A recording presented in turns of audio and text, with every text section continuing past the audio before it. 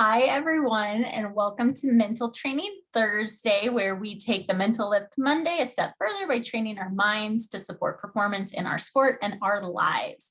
So we continue our series on emotional agility this week, and we're going to really focus on shifting to the positive. And so first, I'm going to turn it over to Chris, and he is going to read us a question from a student athlete. Question, thank you for these resources on working with tough emotions. What about positive emotions? What role do they play in our sport and in our lives?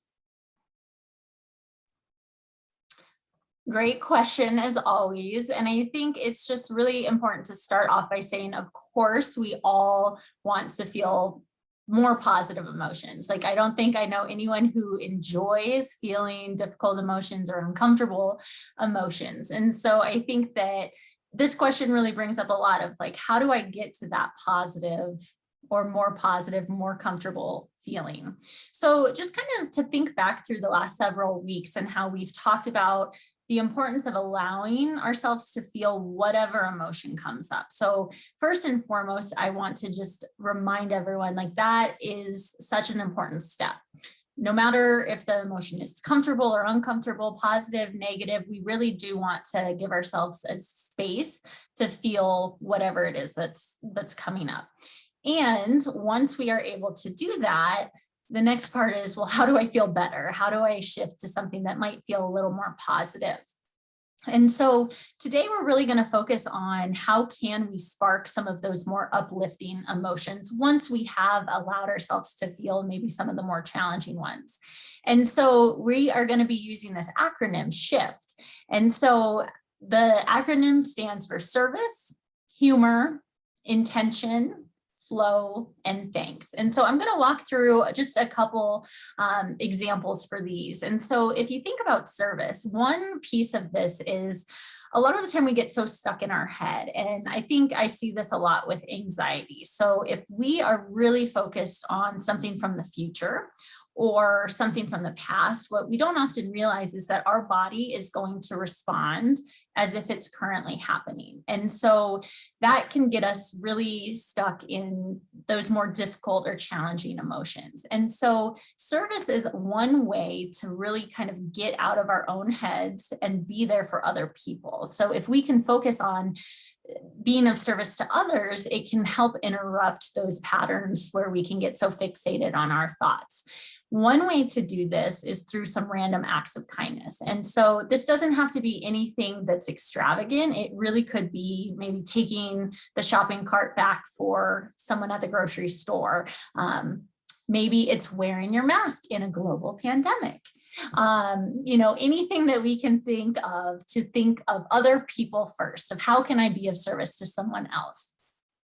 So the second one is humor. And I think this one is really important. And so thinking through what makes you laugh. Maybe it's watching a funny movie. Maybe it's doing the Don't Laugh challenge that I know we put out earlier in the week.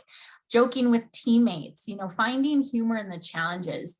This past year has been really hard for most people. And so even if we are able to find some glimpses of humor in everything that we've been through, I think it can really change the perspective. The other piece, so intention. So for it's really thinking about what matters to you most and how can you be intentional both on and off the court, the field, the track. Maybe it's setting one small intention to connect with a teammate that maybe you don't normally connect with. Maybe it's setting an intention for the day of like, okay, I'm really going to try to focus on positive things today. The next one is flow. And I know we talk about this a lot. And so think through ways that you can add activities or hobbies to help you stay in the moment. It's really about practicing being present. And so whether that's for training or whether that's another hobby that you're really passionate about, it's finding ways to be more present. And then the last one that I'll mention is the thanks piece. So there's been a lot of research out there about gratitude and how that can really shift our mindset. And so one way to practice gratitude is to make a gratitude list. So if you are able to think through 3 things that you're grateful for every day, it can really shift your perspective and your outlook. Even if you have a really bad day, you know, hey, at the end of the day, I have to write down 3 things that I'm grateful for. So I need to be on the lookout for something that's positive in my day, even if it's something small. And it really can shift our perspective to be more in the positive. So those are some examples, and I'm going to turn it over to Bob, and he is going to take it from there. Awesome. Thanks so much, Erin. As always, great reminders there in terms of how to shift. And I think bringing it back to what you said at the beginning in response to the student athlete's question, it's never this or that. It's usually both and. So let's first acknowledge what's showing up. And I think one of the ways that I think about this is kind of the mind works like a calculator without a minus sign. So the waves here, kind of the tough emotions are here. I want to hit delete, but I can't. It's already here. So just acknowledging that. And then what are the things that we're adding and multiplying in that can really shift us into a valued life, into things that are worthwhile, into things that fill us up. And so let's take some time to do that now. And so we're going to transition to kind of our experiential activity today. And we're going to go in a very dangerously sentimental direction, so brace yourselves, about really appreciating our own good qualities. And I know within athletics, I'll speak for myself, I know that that's something that might not be as welcome because there's always something we have to work on, something we're striving towards, something that's not good enough. So we're going to welcome all of those waves. You know, we're not going to hit minus, but we're going to add in kind of what really is showing up for us in this moment.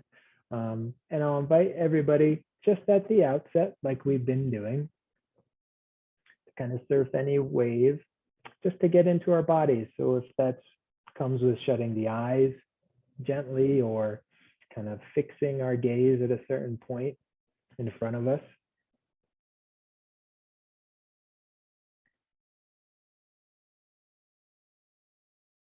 And just connecting with an anchor right now. So an anchor that brings us right into this moment of, it could be sound around you. It could be the normal natural breath.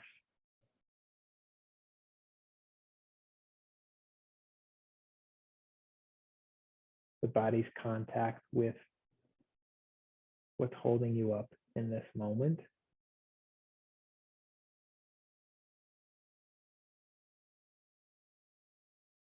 Shifting out of the storytelling mode of the mind and just being with what's here now.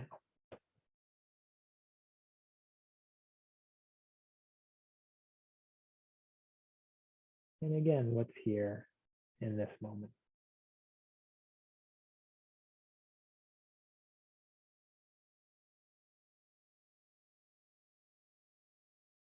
Again, not denying what's showing up. Maybe even offering, if there is some tension or grasping, things you're holding on to, not pushing that away. Just noticing where that's in the body, as we've done before.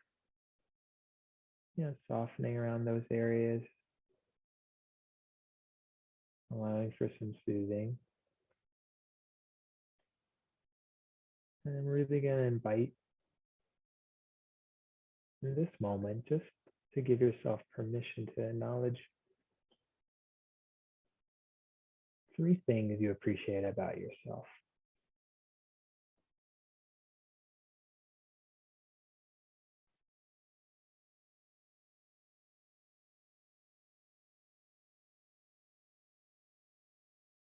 Three qualities you bring to others.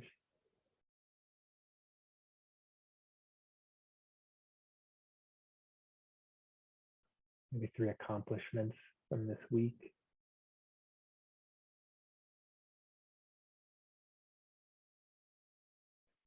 If the first few maybe feel a little surface level, just really allowing yourself to open up. Really deep, deep down. What is it that you like about yourself.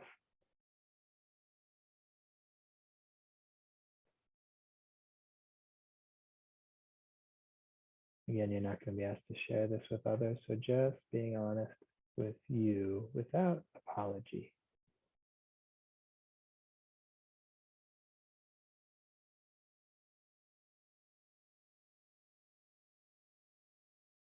Maybe there's an image coming to mind of something you've done for someone else, or an action you've taken to take care of yourself.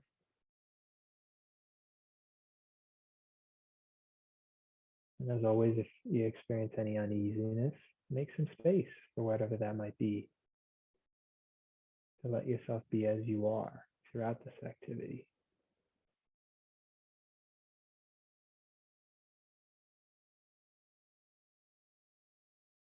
Hope you've practiced before. What are maybe some roadblocks to appreciating these good qualities in you? What are those messages around you that might be crashing in right now?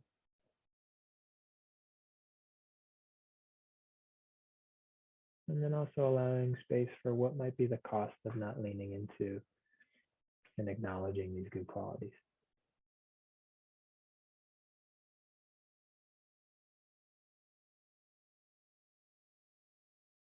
And in that spirit, really just centering now on one quality to turn our focus on that you appreciate about you.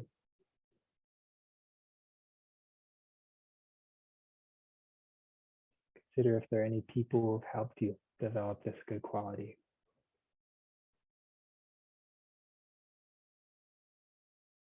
Family, mentors, friends, maybe even people you've never met but have been impactful for you in their own way. And as you think of this positive influence, just rest in the air of your body. You're noticing it's filling you up.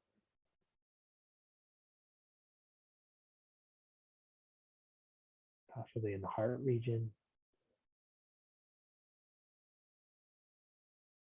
And in turn, just sending out appreciation to those people who have benefited you.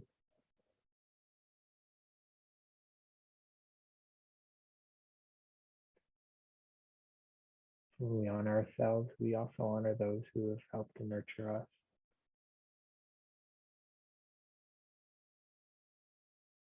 And even rest in how others are benefiting from this good quality that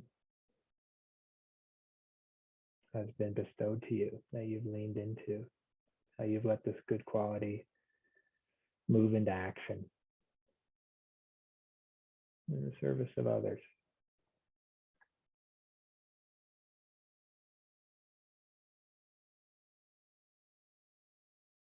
And without needing to do anything right now, just savoring this moment,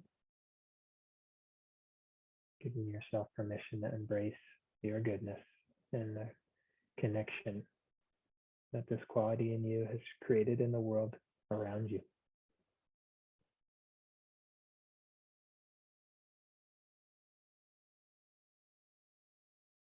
Know that you can always create space in any moment for acknowledging what's good and right about who you are just as you are. And at your own pace, can kind of let go of the practice coming into the body as a whole, sounds in your environment. And if your eyes have been closed, you can slowly open them when you're ready, and we can jump back into our conversation.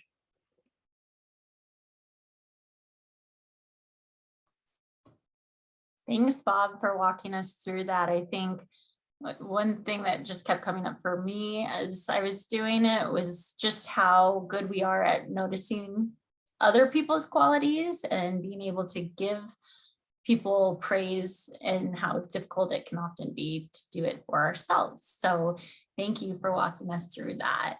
As always, please join us next week. We are going to round out this series and tie the last 9 weeks together next week into the emotional resilience playbook.